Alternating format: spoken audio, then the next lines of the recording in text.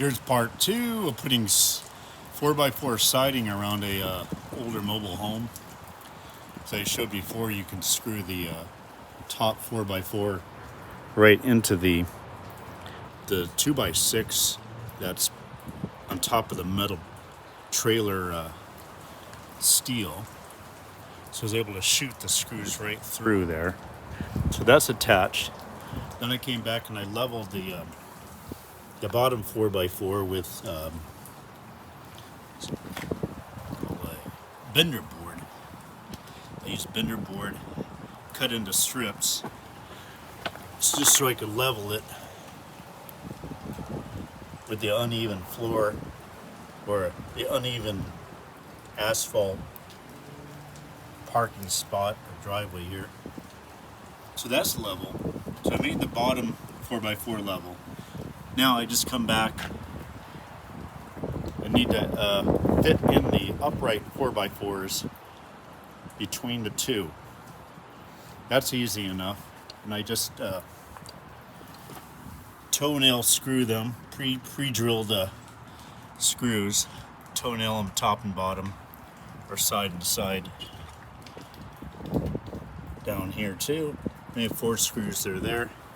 Maybe some 3.5, 4-inch deck screws. Like I have here. It's easy enough. I take a piece of 4x8, the 4x8 sheet of siding cut down so I've got the correct length, which is about 4 feet, right? And I expect I'm going to trim off a little bit on the edge. So I just place it there, about where it's going to end. I just want to use 1 sheet per opening. And that's how I got my spacing. Nothing, not too copacetic, but it doesn't have to be perfect because I'm going to expect to have to trim off maybe the edge here a little bit on the board because they're never quite square, and I'd like to be able to cut down rather than you can't make it longer. So I place the board there. I'm going to just put it right about there.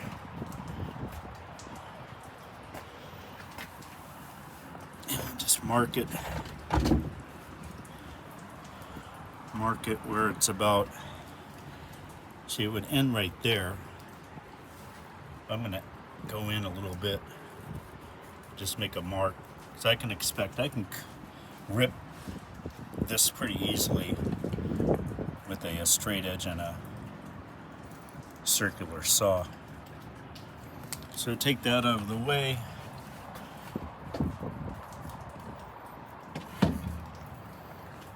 Now I've got that measured. I've got a mark on the bottom right there. You just stick the 4x4 here. This one I already cut to make it a little tight, so it kind of just slips in there. And I'm just going to screw the bottom in, then kind of tack the top, knock it in with the hammer, so it's nice and tight. It's going to support the top. It does need to have a little support on the bottom in case someone pushes down on here. You've only got the screw in halfway, but so now it's going to have some support on the bottom too.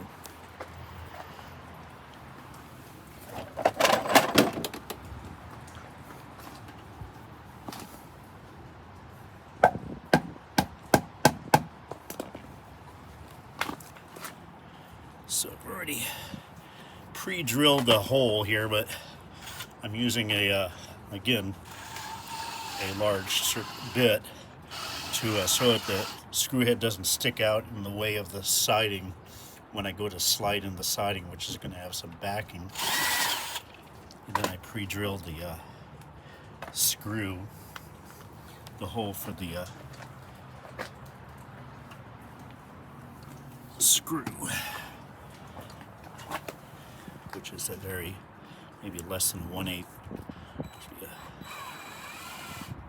size drill bit.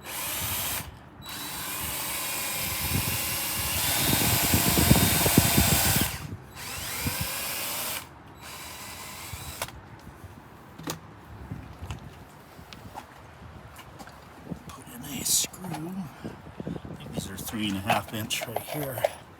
But at an angle, it's going to go in pretty far into that bottom 4x4, which I'm going to put in place.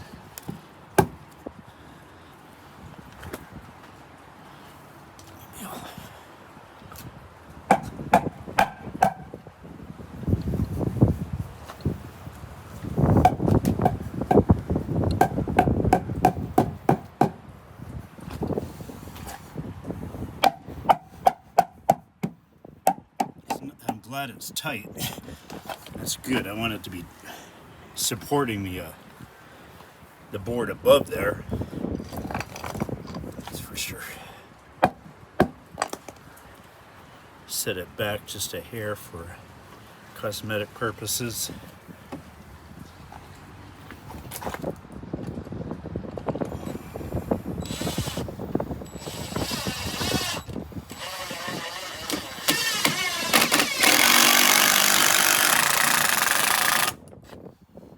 That's good. I'm just going to come up to the top.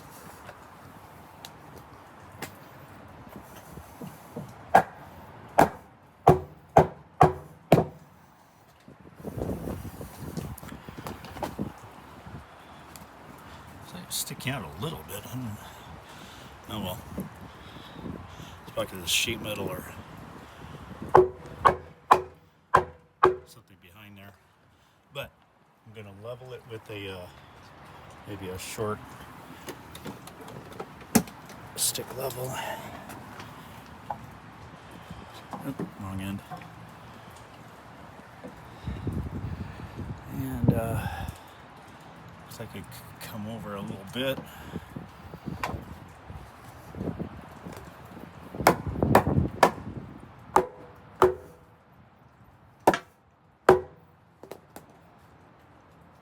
Yeah, once I get it straight, don't use your level to hammer with, but for those at viewing purposes only, I think I'm going to mark that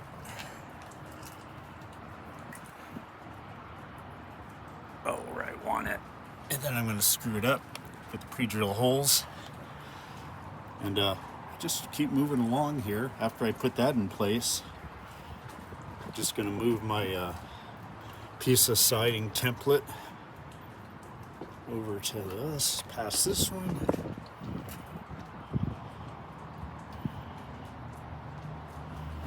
It's just a little bit, so the opening is a little smaller than the 4x8 sheet style. Make another mark, and that's where I'll put my next 4x4 post in there. Yeah. It's already cut pretty close, and just kind of run along there. Now it's supported it's strong. One idea was that I'm hitting it with the car. The metal siding definitely doesn't put up much with people coming in here and bumping into the. This is a little tougher and stronger than the metal siding. I think it just looks a lot better. It adds to the overall appearance, since we've got a lot of more woodwork on this house with fencing and stuff. Anyways, that's one simple way to do it. I wish I had it completed, but it's going to take. I'm only just a few more hours behind. I'll have it finished. I came back with 2x2, and I add that into the behind there for backing for the siding that I put in. You can see over that the siding is just going to screw into there. Just goes right into there. And that's what, then you just screw the siding onto the 2x2s that are set back maybe 1.5 inches. Anyways, don't forget to add some angle brackets, maybe some concrete screws. They're pretty easy if you're just going to asphalt. But if you concrete, just use a masonry bit. And I'm going to add those angle brackets back here, all at least a couple 5 or 6 or so behind there, so that the bottom doesn't move. And I'm saying this is easy. I had to reset or move back 1 or 2 of the coach's earthquake supports or support systems, and because some of them, the leveling, I noticed 2 of them were really just dangling off the bottom of the coach here. So I moved that back. This was in the way of the bottom 4x4. Moved that. Had to cut the sprinkler pipe. Had to some of there's rocks in the asphalt. I had to like chip away some just to make it a little more even on the bottom. But that was just a little extra something.